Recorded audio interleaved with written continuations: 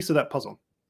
So one thing that I'm aware of with Drupal, and correct me if I'm wrong, whereas you won't see this as much as WordPress, the community contributed modules or anything like that it's community reviewed. So whether or not those are going to upgrade properly, whether or not those need extra code, that's something that the community can contribute knowledge to, correct? So that you're going to have more knowledge with those up front than you would with, say, a WordPress plugin. Am I right about that? On the WordPress side, because we, here at Different Day, we work with both platforms. We work with open source. Yeah. So we got this really interesting perspective, right? We pick the platform to meet our clients' needs, and those are often very different. With WordPress, if I'm going for like picking plugins and things like that, the safest thing is not to use any community plugins for WordPress if you want to have more control over your WordPress security and sustainability. But then you're doing a lot of work doing custom development. But if you got the budget and the resources for that, that's great. Sometimes you don't, so you want to draw on community plugins. You're looking at, when was the last time this WordPress plugin was updated? It's one of the first things I check, and what is its current compatibility with current WordPress core version, right? Those are like big indicators, right? This plugin hasn't been updated in 5 years. Oh no, that's not good, right? With Drupal, yes, there's community committees that vet the contributed Drupal modules for like security vulnerabilities and following best practice, right? As well, they go through kind of like a release stage status, determine like, how much are they considered, confidently can be put on production sites or something like that. So they might be like an alpha release, beta release, or, and if you go to like the Drupal module pages on the web, they might have green as like, this is production ready, right? And so these contributed modules, since they're being developed by community involvement, sometimes that community involvement is like a big company contributing their own developers to work on. Sometimes it's just individuals out there, freelancers. Either way, there are people working on it. Some modules get more attention. They're used a lot. They're getting resources. They're getting contributions. Some of them, it's just somebody, it's their pet project. Sometimes they have the room to do that. Sometimes they don't. A classic example here is the web form module for Drupal. Very popular module for years. The primary maintainers for it, for Drupal 7 and prior, decided with the advent of Drupal 8, they didn't really want to continue working on it.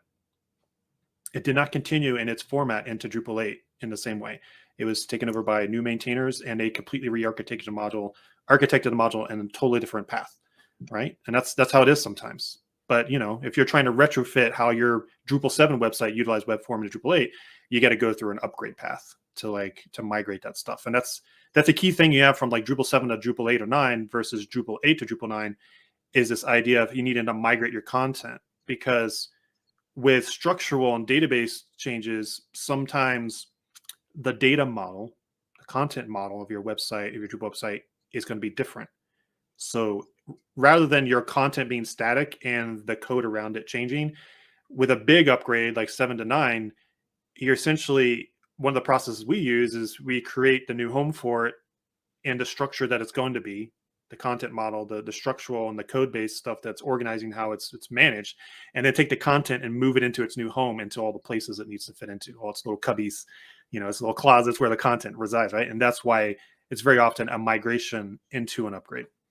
With Drupal 8 to 9, probably not as much of the case of that, because, if you're keeping up with those updates, removing the bits and pieces that Drupal 9 is shedding that it had in Drupal 8, and doing all the core updates, it's a much smaller thing. So that makes me wonder then, why did they end 8 in November of 2021, but Drupal 7 is still on until November of 2022? Why do it that way? Why end 8 before 7? 7 was going to end earlier, actually, and they pushed it back like a year because of COVID. That's really nice, because it's a big investment, right? And a lot of people were struggling with resources and other things because of the COVID pandemic and all that, which it's people are just trying to deal with that as best they can. And a lot of organizations are struggling with that investment. So they did push that back, but they didn't push back the Drupal 8 one. That's coming past, right? So that already happened. So if you're still on Drupal 8, you're probably thinking right now, all right, how long is it going to take us to do this? So one of the things that came about when we talked about earlier a few minutes ago about that usage of Symfony, the PHP framework for software development, being made a part of Drupal 8 and beyond, well, now that's a third-party framework that Drupal needs to stay in tandem with in terms of releases. Symfony has its own release schedule and updates to its software, and those need to be kept in sync with Drupal, or vice versa. Drupal needs to be kept in sync with that. Older versions of Symfony, they have security vulnerabilities that get patched out in newer versions of Symfony.